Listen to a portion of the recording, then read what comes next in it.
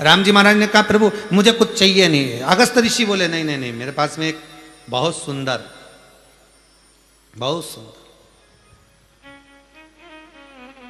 एक रतन रखा है, वो मैं तुम्हें देना चाहता हूं। राम जी को रतन दे दिया। राम जी ने जो रतन देखा, राम जी ने जो रतन देखा, रतन देखकर मेरे राघव जी बोले इतना सुंदर रतन अगस्त ऋषि के पास में है, तो ये राम जी बोले ये सुंदर रतन आपके पास में जो है ये आपका तो नहीं हो सकता, इतना सुंदर रतन है ये। तो राम जी ने देखते से पहचान लिया कि ये वो रतन है जो ब्रह्मदेव के यहाँ रहता है, ये वो रतन है जो ब्रह्मा के पास होता है, ये वो रतन है जो देवताओं के पास निवास करता है, और आपके पास ये रतन कहां से आ गया। तो उस समय पर अगस्त ऋषि ने बात कहना प्रारंभ करी। हे राम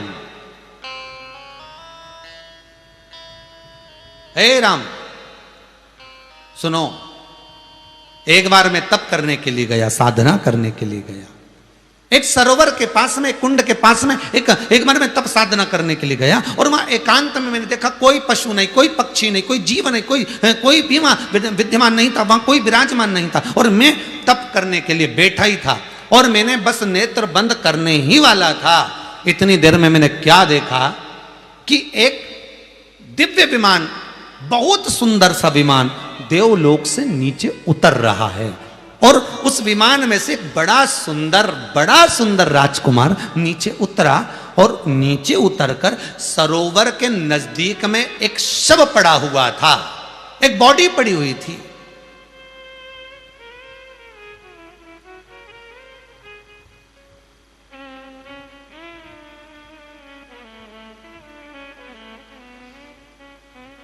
सरोवर के नजदीक में एक बॉडी पड़ी, एक शव पड़ा, और उस मैंने क्या देखा कि वो राजकुमार जो नीचे उतरा वो शव के पास में गया, और उस शव को वो नोच नोच कर खा रहा था।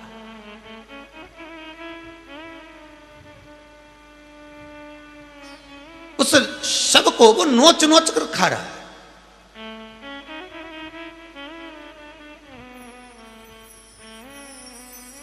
अगस्त ऋषि कहते हैं थोड़ी देर बाद वो विमान में बैठा, मेरे सामने उड़कर चले गए। दूसरे दिन वो फिर आ गया, उसने फिर उस शव को खाया, वो फिर चले गए। इतना सुंदर विमान था, देवलोक से आता था, देवता जैसे कपड़े पहना था, सुंदर इतना था। वो राजकुमार आता, शव खाता, चले जाता। मेरा मन, मेरी बुद्धि, मेरे चित्त में प्रश्न अड़ गया कि मैं पूछूं इससे। अगस्त ऋषि राम जी से कहते हैं मैं उसके पास में गया, जब वो आया वापस खाने के लिए तो मैं उसके पास जाकर पूछा आखिर बात क्या है। तुम सुंदर विमान में बैठकर आते हो, देवलोक से आते हो, बड़े सुंदर कपड़े पहने रहते हो, बड़ा सुंदर आभूषण पहने रहते हो, राजकुमार जैसे दिखते हो, आखिर तुम ये नीचे आकर तुम इस शव का मांस क्यों पाते हो, किस लिए। वो राजकुमार मुझसे कहता है मैं विदर्भ देश के राजा का पुत्र श्वेत,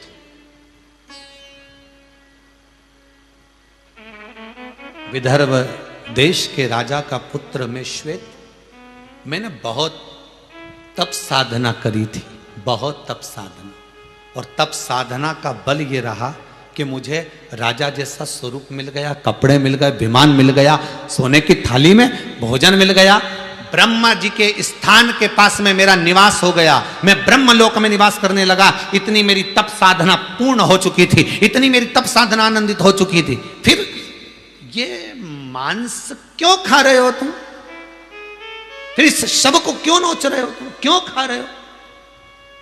मैं 4 दिन से देख रहा हूं अगस्त ऋषि कर रहे, और तुम आते हो, शव पड़ा हुआ है और उसके मांस को तुम खाते हो। फिर ये गंदा काम क्यों करते हो। श्वेत बोला गुरुदेव बात इतनी सी है, निवेदन करूं आपको। हाँ बोलो। मैं ब्रह्मा जी के नजदीक में निवास कर रहा था, मैं ब्रह्मलोक में रह रहा था, मैं भगवान के करीब में रह रहा था, और भगवान के करीब में रहने के बाद भी एक दिन ब्रह्मदेव नजदीक में बैठे हैं और मैं ब्रह्मा को नमन नहीं कर पाया, मैं ब्रह्मा को प्रणाम नहीं कर पाया। और मैंने एक फल उठाया और उस फल को उठाकर मैं खाने लगा। ब्रह्मा जी ने पूछा, श्वेत क्या कर रहे हो? श्वेत कहता है, महाराज मुझे बहुत तेज भूख लग रही है इसलिए मैं फल खा रहा हूं।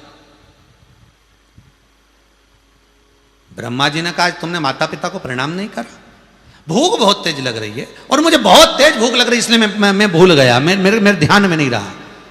ब्रह्मा जी ने मुझे श्राप दे दिया, रे श्वेत मैं तुझे श्राप देता हूं कि नजदीक में होने के बाद भी, ब्रह्मा के करीब में होने के बाद भी, भगवान विष्णु के नजदीक में होने के बाद भी, ब्रह्माणी के नजदीक होने के बाद भी, देवताओं के करीब में होने के बाद भी तू उनसे वंचित रहा, इसलिए मृत्यु लोक में जाकर तू अपना ही शव खाएगा, स्वयं का। श्वेत ने कहा, प्रभु क्षमा कर दो, गलती हो गई। बहुत ध्यान देना महाराज,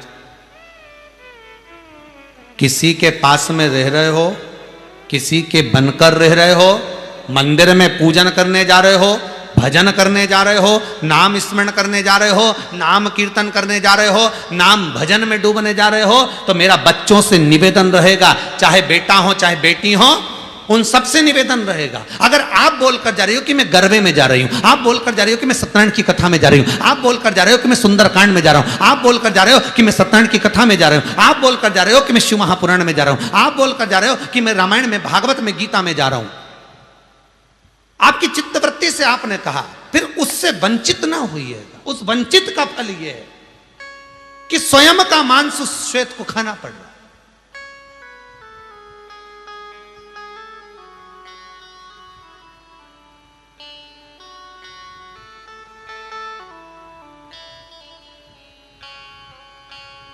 स्वयं का मांस वो श्वेत खा रहा है।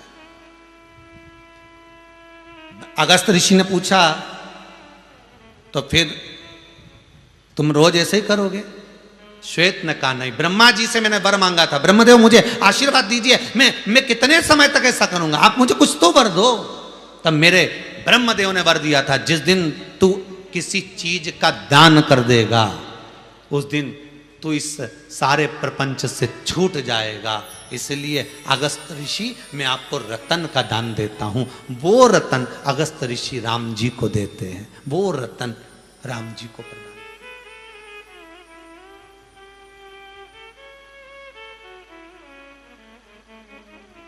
कई लोग कहते हैं, महाराज जी दान करने से होता क्या है? अरे शिव महापुराण की कथा, आनंद रामायण का यह संवाद जो अभी श्रवण करा आपने, यह आनंद रामायण का संवाद है। कभी जीवन में उतार कर देखना कि दान की महत्वता क्यों हमारे शास्त्र कहते हैं, क्यों हमारे पुराण कहते हैं, क्यों हमारे वेद कहते हैं,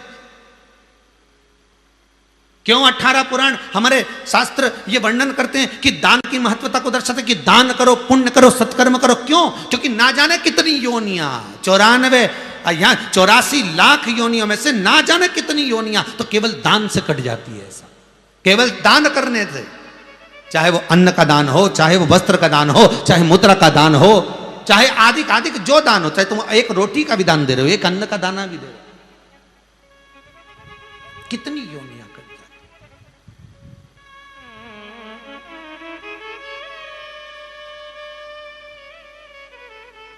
और एक दान करना आपको हमने शिव महापुराण में भी कहा, एक दान आप भी कर सकते हो प्रतिदिन, कि जिस शिव महापुराण की कथा को आप सुन रहे हो, अपने रिश्तेदारों को फोन कर कर कह सकते हो कि 2 बजे से 5 बजे तक शिव महापुराण की कथा आ रही है, कुबेरेश्वर धाम से, चितालिया हेमा से, सीहोर से।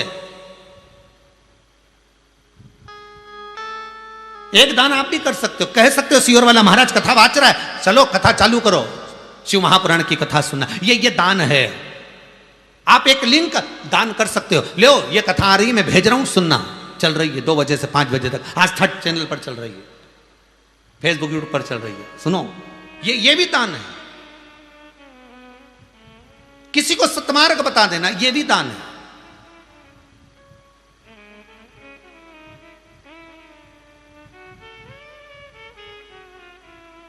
ये भी दान है।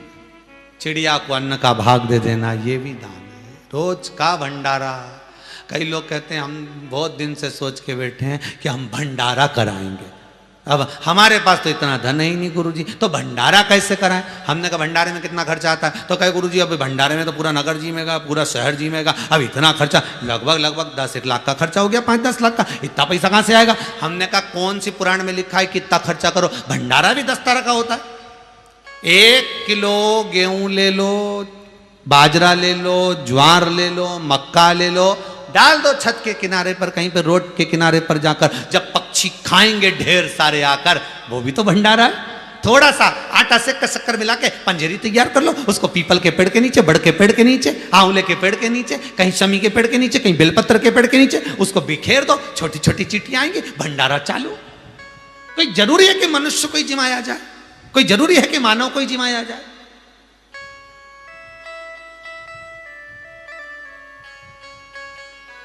जन्मदिन है आपका, 500 रुपए का केक लाने की जगह 500 रुपए की पूड़ी बनवा लो।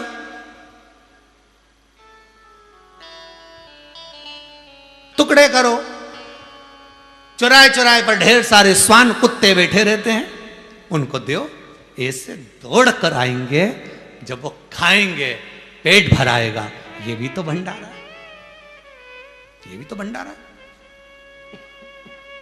भंडारा केवल वो नहीं कि मनुष्य ही खाएगा तो भंडारा होगा।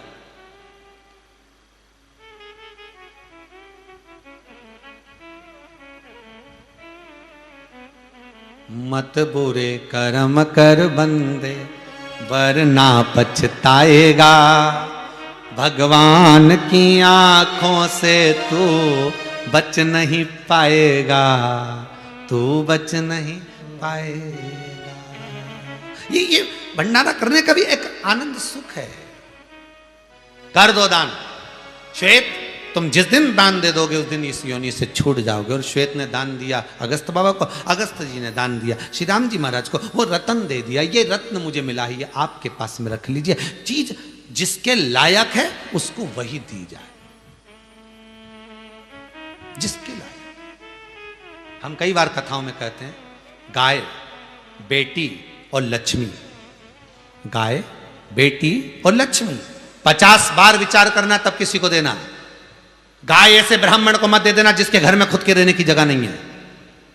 चांदी के खुर, सोने के सींग के चक्कर में गाय ले जाएंगे, बाल्टी और साड़ी के चक्कर में गाय ले जाएंगे, और दूध के चक्कर में गाय ले जाएंगे। जैसे ही गाय ने दूध देना बंद करा, धीरे से उसको बेच देंगे। बेचते बेचते वो कसाई के हाथ में जाएगी, काटी जाएगी, बद्दुआ आपको लगेगी, क्योंकि आपने संकल्प दिया है गौदान का। गाय, बेटी, बेटी भी किसी ऐसे के हाथ में कन्यादान मत देना कि बाद में तुम्हें रोना पड़े कन्यादान करने के बाद। और लक्ष्मी भी किसी ऐसे भिखारी के कटोरे में मत डालना कि बाद में तुम्हें रोना पड़े।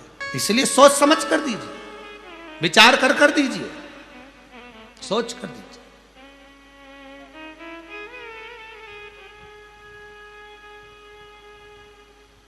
दान करो,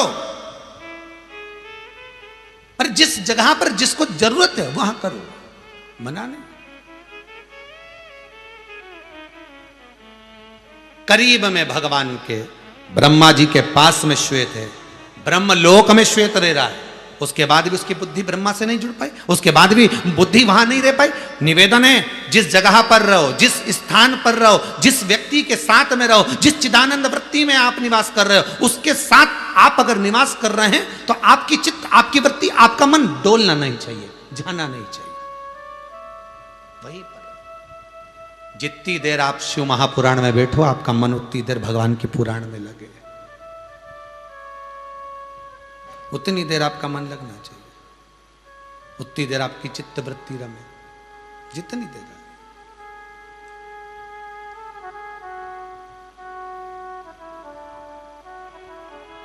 महाराज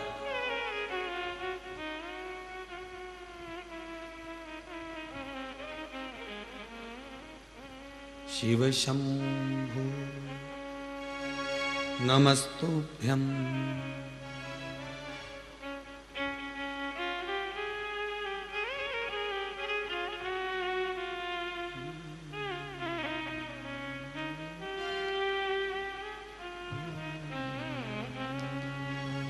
शिव शंभो नमस्तुभ्यं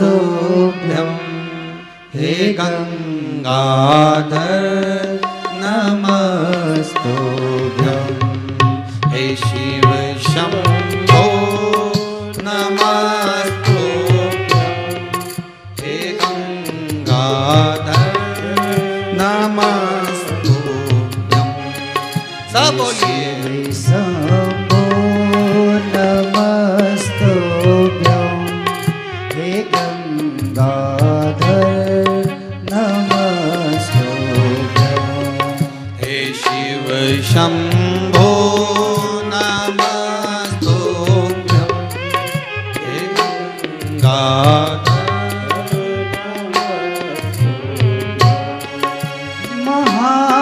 महाकालं नमस्तुभ्यं हे नन्दीश्वरि नमस्तुभ्यं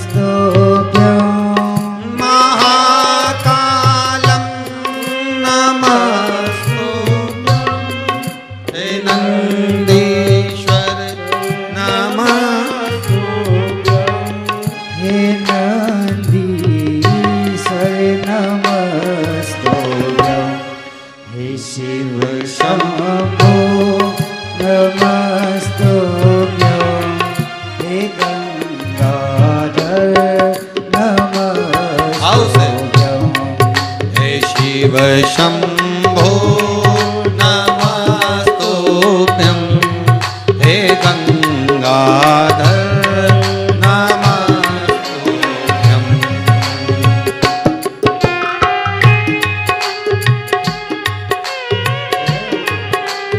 हर बोले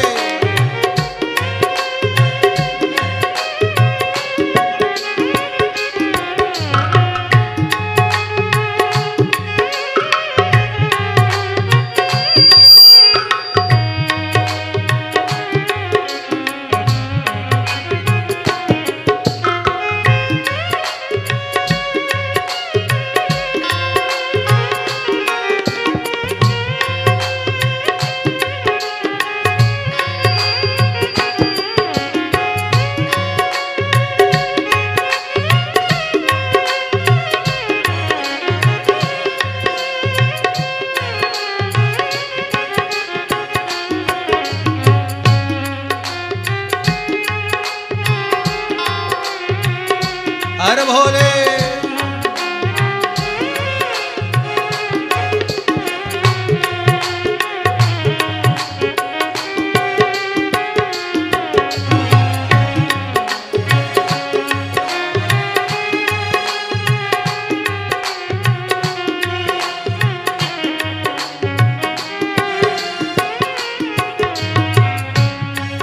नमस्ते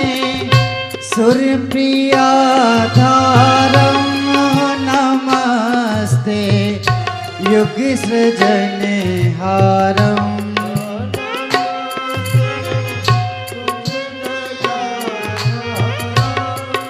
नमस्ते युगसृजनहारं नमस्ते सूर्यप्रियाधारं नमस्ते युगसृजनहारं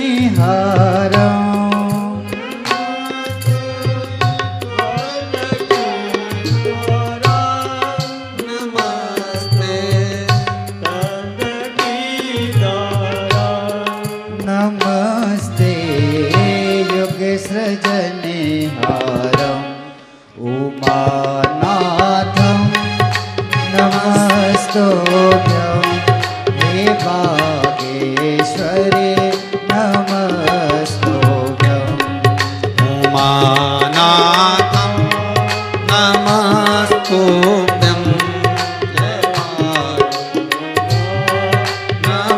नमस्तुभ्यं हे शिव शंभो नमस्तुभ्यं हे गंगाधर नमस्तुभ्यं हे शिव शंभो नमस्तुभ्यं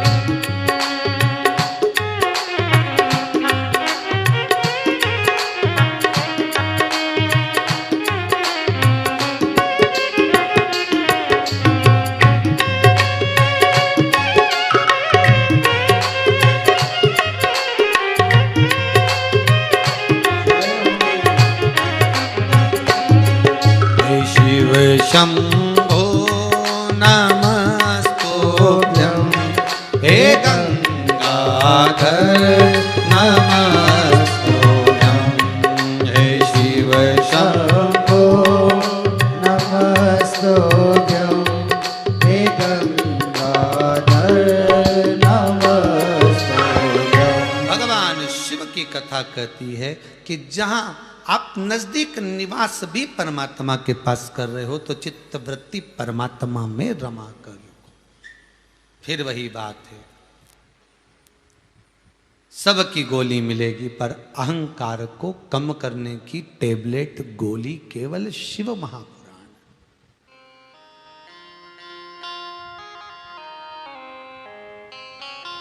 शंकर को पाने का सबसे सुंदर तरीका ही अपने अहंकार को त्याग देना, अपने अभिमान को छोड़ देना।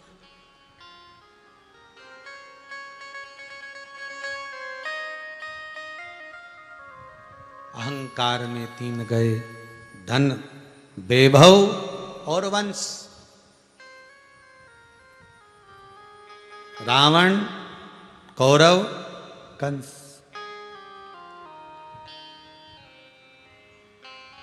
ये केवल अभिमत्ता में चले गए, केवल अहंकार में, केवल अभिमान में।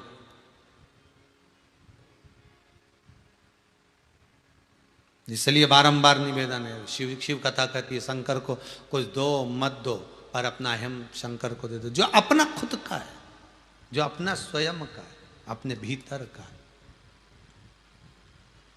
अपना कुछ दो, शिव को अपना दीजिए। और अपना क्या है? अहंकार। शंकर को आप दे सकते हो। देवराज नाम का ब्राह्मण,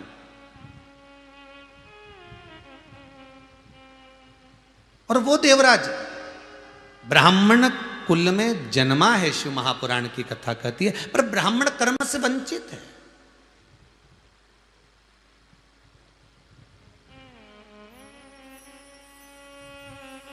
शिव महापुराण की कथा कहती है अगर जिस कुल में आपका जन्म हुआ है, ब्राह्मण, क्षत्रिय, वैश्य, शूद्र, जिस वर्ण के अंतर, जिस कुल के अंतर्गत आप जन्मे हो, उस कुल के अनुसार थोड़ा ना थोड़ा तो कर्म करना ही चाहिए। थोड़ा।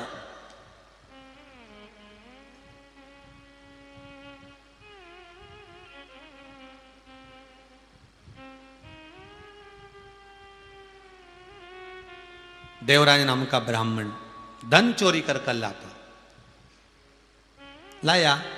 एक बार थोड़ा सा धन लेकर जा रहा था, शरीर में ताप पड़ गया, शिव मंदिर के अंदर जाकर बैठ गया। शंकर के मंदिर में बैठा, और बैठने के बाद उसको नहीं मालूम, वो तो छुपने के लिए गया था क्योंकि शरीर में ताप पड़ रहा था, बहुत ठंड लग रही थी।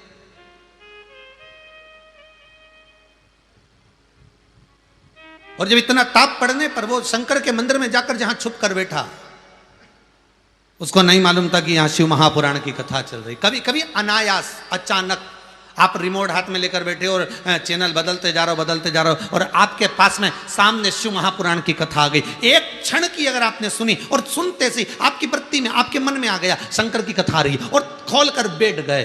कल कोई का प्रश्न था, एक यहीं से था, सीहोर से।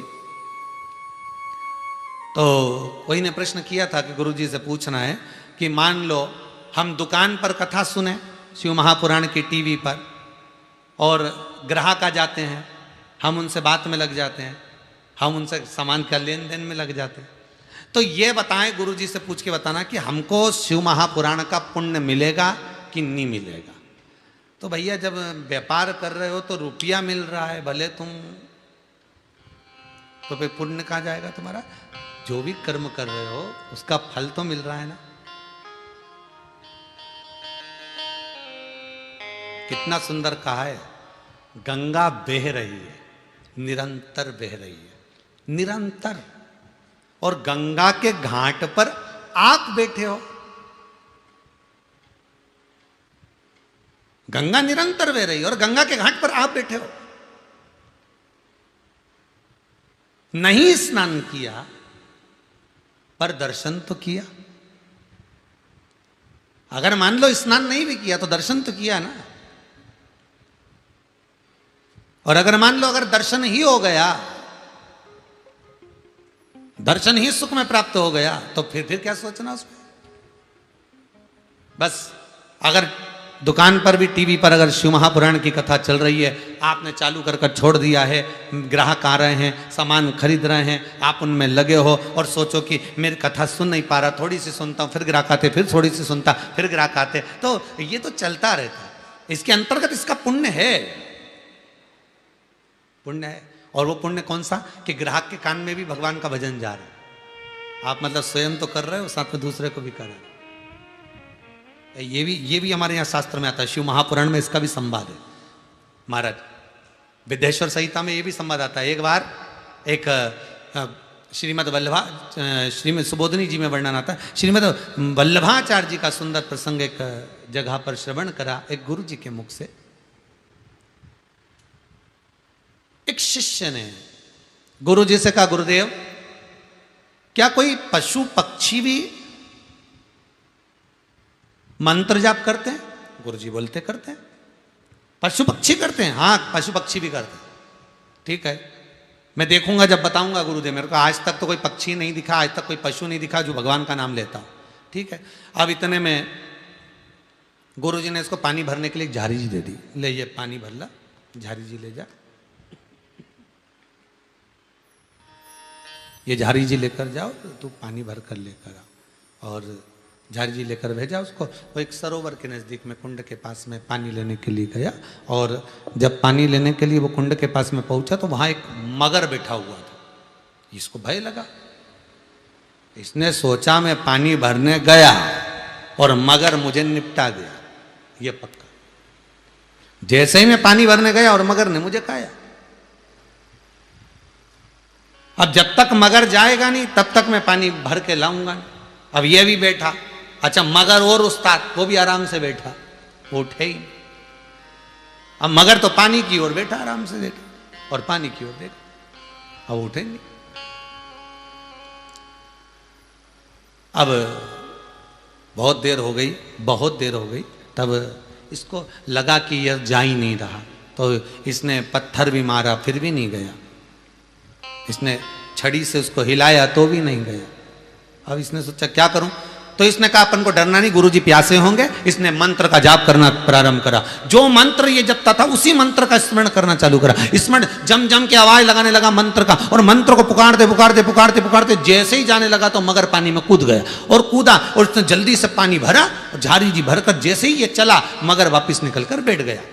अब इसने गुरुजी से पूछा, गुरुदेव बात समझ में नहीं आई कि वो मगर बैठा था और मैंने मंत्र बोलना चालू करा और मगर पानी में गया, और मुझे लग रहा था मगर बहुत देर का प्यासा था, और जैसे ही पानी में गया पानी पीकर वापिस आकर बैठ गया। गुरुजी बोले, तूने पूछा था क्या जीव पशु पक्षी मंत्र का जाप करते हैं? वो मगर भी अखंड नाम जाप कर रहा था भगवान का। मगर ने विचार करा, प्यास लग रही है, पानी पीने जाऊंगा, पानी पीऊंगा तो मंत्र छूट जाएगा, मंत्र छूट जाएगा तो मेरा अधूरा रह जाएगा, मंत्र कैसे छोड़ूं? इतने में तू पहुंच गया, तूने मंत्र तेज तेज बोलना चालू करा। मगर ने विचार करा, मैं मुंह से नहीं बोल सकता तो क्या हुआ, कानों से सुन लूंगा, इतनी देर में पानी पी लूंगा। मैं कानों से सुनूंगा और पानी पी लूंगा। इसलिए वो मगर पानी में कूद गया और पानी पीने लगा, और जैसे ही तू निकल कर गया और मगर वापस बाहर आ गया। अर्थात शिव महापुराण की कथा कहती है, अगर मान लो टीवी पर कथा चल भी रही है, मोबाइल में कथा चल भी रही है, 4 ग्राहक आ भी गए और उनके कानों में भी अगर शब्द पहुंच गया तो समझ लेना शिव महापुराण का पुण्य आपके खाते में 1000 गुना मिल गया। उसका लाभ तुम्हें मिल रहा है, मात्र स्मरण करा देने पर, मात्र पहुंचा देने।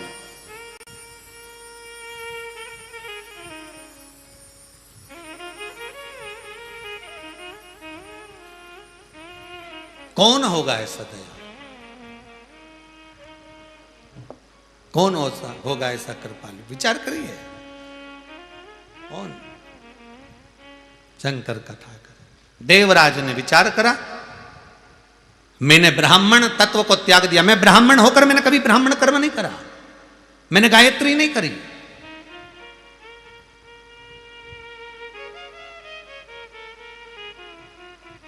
मैंने कभी भगवत भजन नहीं करा, मैंने कभी स्मरण नहीं करा, मैंने कभी नाम जाप नहीं करा, मैंने कभी नाम कीर्तन नहीं करा, मैंने कभी नाम स्मरण नहीं करा।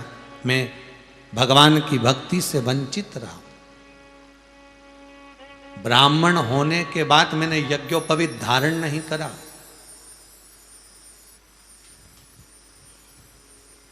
ब्राह्मण होने के बाद में मैं भगवान की भक्ति से वंचित रहा।